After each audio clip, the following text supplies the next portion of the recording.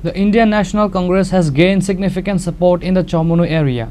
In a joining ceremony held today at Chawmanu Market, 285 voters from 95 families officially joined the party. These new members previously belonged to the BJP, Tipra Motha and CPM. The new members were welcomed into the party by prominent leaders including Sudip Roy Burman, MLA, Ashish Kumar Saha, Pradesh Congress President and Diva Chandra Rankal, former MLA. The event, marked by the handing over of party flags to the new members, signals a notable increase in the Congress party's local presence and influence.